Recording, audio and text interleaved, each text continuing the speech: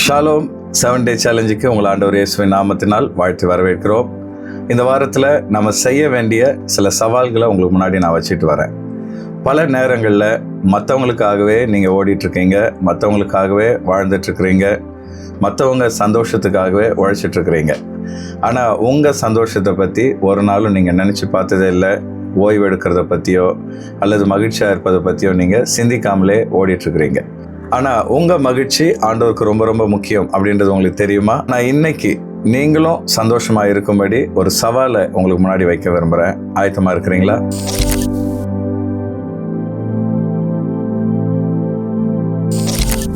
உங்கள் மகிழ்ச்சி ஆண்டவருக்கு ரொம்ப முக்கியம்.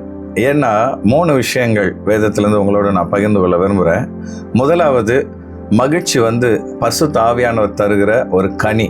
அதனால்தான் கலாத்தியர் 5வது அதிகாரம் 22-23 வசனங்களில் ஆவியின் கனியோ அன்பு, சந்தோஷம், சமாதானம் அப்படின்னு சொல்லி வேதம் சொல்றதை நம்ம பார்க்குறோம். அப்போ நீங்கள் ரட்சிக்கப்பட்ட ஒவ்வொருவரும் சந்தோஷமாக இருக்கணும்னு சொல்லி ஆண்டவர் விரும்புகிறார். ஆனால் நீங்கள் உங்கள் சந்தோஷத்தை பற்றி கவலைப்படாமல் அடுத்தவங்களை பற்றியே கவலைப்பட்டு கர்த்தர் பரிசுத்த ஆவியானவர் உங்களுக்கு கொடுத்த ஆவியின் கனியாகிய சந்தோஷத்தை இழந்து போய் நிற்கிறீங்க. அதனால இந்த நாளில் நீங்கள் இழந்த சந்தோஷத்தை கர்த்தர் மறுபடியும் உங்களுக்கு கொடுக்க விரும்புகிறார். இரண்டாவது, இந்த பூமிக்குரிய வாழ்க்கையை நீங்கள் சந்தோஷமாக அனுபவிக்கணும்னு சொல்லி கர்த்தர் விரும்புகிறார். 2 வகையான மகிழ்ச்சி இந்த உலகத்தில் இருக்குது. ஒன்று பாவ மகிழ்ச்சி, இன்னொன்று பரிசுத்த மகிழ்ச்சி. உலகத்தில் இருக்கிறவங்க மற்றவங்களை கஷ்டப்படுத்தி மற்றவங்களுடைய பொருட்களை அபகரித்து பாவத்தினால சந்தோஷமாக இருக்கிற மக்கள் உண்டு. ஆனால் நாம் கர்த்தருக்குள் சந்தோஷமாக இருக்கணும்னு சொல்லி ஆண்டவர் விரும்புகிறார். அதனால தான் பிரசங்கில நம்ம பார்க்குறோம் 3:12-13 வசனங்களில், மகிழ்ச்சியாக இருப்பதும் உயிரோடு இருக்கையில் நன்மை செய்வதுமே அல்லாமல் வேறு நன்மையும் மனுஷனுக்கு இல்லை என்று அறிந்தேன்.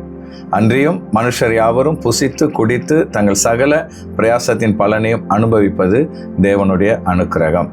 அப்போ இங்கே வேதம் என்ன சொல்ல வருதுன்னா, இந்த பூமியில் வாழ்கிற கொஞ்ச நாட்கள் நல்லா சாப்பிட்டு நல்லா உடை உடுத்தி சந்தோஷமாக இருக்கணும்னு சொல்லி கர்த்தர் விரும்புகிறார். ஆகவே கடந்த நாட்களை பற்றி கவலைப்பட்டுக்கிட்டு அல்லது எதிர்காலத்தை பற்றி பயந்துட்டு உங்கள் நாட்களை நீங்கள் வீணடிக்கிறதை விட்டுட்டு இன்னையிலிருந்து நீங்கள் சந்தோஷமாக இருக்கணும்னு சொல்லி கர்த்தர் விரும்புகிறார். இந்த உலகத்தில் நீங்கள் வாழ்கிற நாள் வரை சந்தோஷமாக ஒவ்வொரு நாளையும் அனுபவிக்கும்படி ஆண்டவர் உங்களை அழைக்கிறார். மூணாவதா, நாம் சந்தோஷமாக இருந்தால்தான் நாம் பலனாக இருக்க முடியும். நாம் நல்ல பலத்தோடு இருந்தால் தான் நம்மளை சுற்றி இருக்கிறவங்களும் சந்தோஷமாக இருக்க முடியும். நாம் சந்தோஷத்தை இழந்து வியாதியிலையும் வேதனையிலையும் இருக்கும் பொழுது நம்மளை சுற்றி இருக்கிறவங்க யாருக்காக நீங்கள் சந்தோஷமாக இருக்கணும்னு விரும்புகிறீங்களோ அவங்க உண்மையான சந்தோஷத்தோடு இருக்க முடியாது.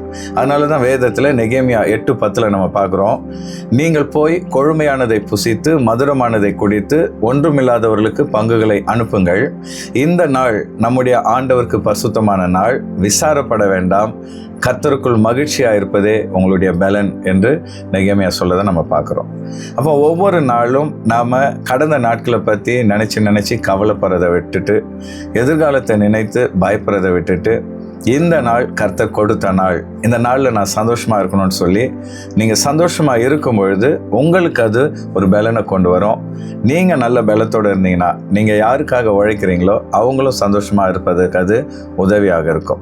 ஏன்னா இன்றைக்கி மருத்துவ ஆராய்ச்சியாளர்கள் சொல்கிறாங்க, நாம் கவலைப்படும் பொழுது நம்முடைய கவலை உடம்புல பலவிதமான வியாதிகளை கொண்டு வருகிறது. அதனால தான் வேதத்தில் நீதிமொழியில் பார்க்குறோம், மனுஷனுடைய கவலை அவனுடைய ஆவியை ஒடுக்கும் அப்படின்னு சொல்லி சொல்லப்பட்டிருக்கிறது. ஆகவே இந்த நாளில் நீங்கள் ஒருவேளை கவலையோடு அல்லது பயத்தோடு நீங்கள் மற்றவங்களை பற்றியே கவலைப்பட்டுக்கிட்டு உங்களை பற்றி கவலைப்படாமல் இருப்பீங்கன்னா ஆண்டவர் நீங்கள் இந்த நாள் சந்தோஷமாக இருக்க வேண்டிய நாள், ஆகவே மகிழ்ந்து களி கூறுங்கள் சொல்லி உங்களை அழைக்கிறார். நீங்கள் சந்தோஷமாக இருக்கிறதுக்கு 3 ஆலோசனைகளை உங்களுக்கு நான் சொல்ல விரும்புகிறேன். முதலாவது, எவ்வளோ வேலைகள் இருந்தாலும் உங்களுக்கு எது சந்தோஷத்தை கொடுக்குமோ அதுக்காக கொஞ்சம் நேரத்தை ஒதுக்குங்க.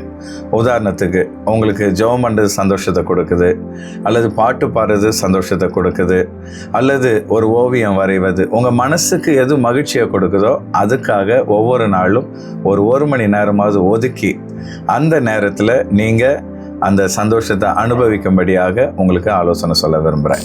இரண்டாவது, நீங்கள் சந்தோஷமாக இருக்கிறதுக்கு இன்னொரு ஆலோசனை என்னன்னு சொன்னீங்கன்னா, உங்களை எதெல்லாம் கஷ்டப்படுத்துதோ உங்களை எந்த சூழ்நிலை எல்லாம் உங்களுடைய சக்தியை உங்கள் பலனை உறிஞ்சி எடுக்குதோ அதுக்கெல்லாம் வந்து நோ, வேண்டாம் அப்படின்னு சொல்கிறதுக்கு நீங்கள் கற்றுக்கிடுங்க. உதாரணத்துக்கு உங்களுடைய நேரத்தெல்லாம் ஒரு சிலர் வேஸ்ட் பண்ணிகிட்டு இருப்பாங்க அப்படின்னா, சாரி எனக்கு வேலை இருக்குன்னு சொல்லி அவாய்ட் பண்ணிவிடுங்க. ஒரு சிலர் வந்து எப்போவுமே உங்களை குற்றப்படுத்திக்கிட்டு உங்கள்கிட்ட பேசும்பொழுதெல்லாம் உங்களை குறை சொல்லிக்கிட்டே இருக்கிறாங்கன்னா அப்படிப்பட்டவங்கள அவாய்ட் பண்ணுங்கள். அது மாத்திரம் இல்லை, சில விஷயங்கள் உங்கள் நேரத்தை வீணடிக்குது, அதை செய்யும் பொழுது உங்களுக்கு வந்து மனசு கஷ்டமாக இருக்குது அல்லது மனசாட்சி உங்களை வருத்துதுன்னா அப்படிப்பட்ட விஷயங்கள்லேருந்து விலகி இருங்க. லேர்ன் டு சே நோ அப்படின்னு சொல்லுவாங்க. அதுபோல் சில விஷயங்களுக்கு வேண்டாம், முடியாது அப்படின்னு சொல்ல நீங்கள் கற்றுக்கிட்டீங்கன்னா உங்களுடைய சந்தோஷத்தை யாரும் கெடுக்க முடியாது. நீங்கள் கர்த்தருக்குள் நிச்சயமாக சந்தோஷமாக இருக்க முடியும். மூணாவதா சந்தோஷமாக இருக்கிறதுக்கு இன்னொரு ஆலோசனை என்னன்னு பார்த்தீங்கன்னா, உங்கள் வாழ்க்கையில் நடக்கிற நல்ல விஷயங்களெல்லாம் எழுதி வைங்க, இல்லைன்னா மனசில் அதை யோசித்து பாருங்கள். பல நேரங்களில் நமக்கு தீமை செஞ்சவங்க, நம்ம வாழ்க்கையில் நடந்த கஷ்டங்கள், இதையே நம்ம நினச்சி சந்தோஷத்தை இழந்து போயிடுறோம். ஆனால் நம்ம மகிழ்ச்சி அடையக்கூடிய எவ்வளோ தருணங்கள் வாழ்க்கையில் இருக்கிறது. ஒரு குழந்தையின் சிரிப்பு, அருமையான ஒரு பாடல், அல்லது அதிகாலையில் சூரியனுடைய அந்த பிரகாசம், நல்ல குளிர்ச்சியான காற்று, இப்படி நம்முடைய வாழ்க்கையில் நம்ம அனுபவிக்கிற சந்தோஷங்கள் எல்லாம் நினச்சி பார்த்து அந்த ஒவ்வொரு சந்தோஷத்துக்காகவும் அப்பாவுக்கு நீங்கள் நன்றி சொல்லுங்கள். ஆண்டவரே, இன்னைக்கு எனக்கு நல்ல உணவு தந்தீங்களே நன்றிப்பா, நல்ல உடையை தந்தீங்களே நன்றி, இன்னைக்கு நீங்கள் கொடுத்த எல்லா சந்தோஷத்துக்காக நன்றி அப்பான்னு சொல்லி ஒவ்வொரு நாளும் ஆண்டவருக்கு நன்றி சொல்லுங்கள். அது மாத்திரம் இல்லை, உங்கள் வாழ்க்கையில் மகிழ்ச்சியான தருணங்களை நீங்கள் கொண்டாடுங்க. ஒரு பிறந்த நாள் வருதுன்னா ஒரு கேக் வெட்டி 4 நண்பர்களோடு சந்தோஷமாக அதை கொண்டாடுங்க.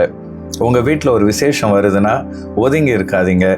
ஆண்டவருக்கு உங்கள் வாழ்க்கையில் அவர் நடத்தி வந்த ஒவ்வொரு மைல் கல்லுக்காகவும் நன்றி சொல்ல பழகிட்டீங்கன்னா ஒவ்வொரு நாளும் உங்களுக்கு மகிழ்ச்சி நாளாக மாறும். நீங்கள் மகிழ்ச்சியாக இருந்தீங்கன்னா உங்களுடைய உடம்பு ஆரோக்கியமாக இருக்கும்.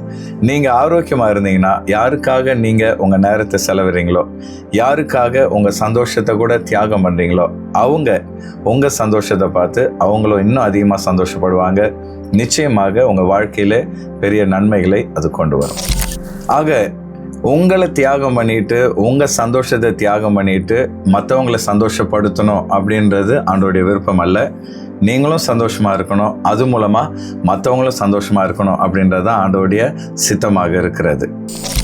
இன்னைக்கு உங்களுக்கு முன்னாடி நான் வைக்க விரும்புகிற சவால் என்னன்னு பார்த்தீங்கன்னா, மற்றவங்க சந்தோஷத்துக்காக நீங்கள் எந்தெந்த சந்தோஷத்தெல்லாம் ஒதுக்கி வச்சிங்க, மற்றவங்களுக்காக நேரம் கொடுக்கும்படி உங்களை சந்தோஷப்படுத்துகிற எந்த விஷயத்தெல்லாம் நீங்கள் வேணான்னு ஒதுக்கி வச்சிங்களோ அதை இன்னைக்கு சிந்தித்து பார்த்து மறுபடியும் கர்த்தருக்குள் நீங்கள் சந்தோஷமாக இருக்க ஒரு தீர்மானம் எடுங்க. நிச்சயமாக ஆண்டவர் உங்களோடு கூட இருப்பார். உங்களை மன மகிழ்ச்சினாலும் ஆசீர்வாதத்தினாலும் நிரப்புவார். நம்முடைய சேனலை இதுவரைக்கும் நீங்கள் சப்ஸ்கிரைப் பண்ணலைன்னா உடனே சப்ஸ்கிரைப் பண்ணுங்கள். இந்த வீடியோ உங்களுக்கு பிடிச்சிருந்தால் லைக் பண்ணுங்கள். இது மற்றவங்களுக்கு ஆசீர்வாதமாக இருக்கும்னு நினச்சிங்கன்னா அவங்களுக்கு ஃபார்வர்ட் பண்ணுங்கள். ஆண்டவர் உங்களோடு கூட இருப்பாராக. Thank you and God bless you.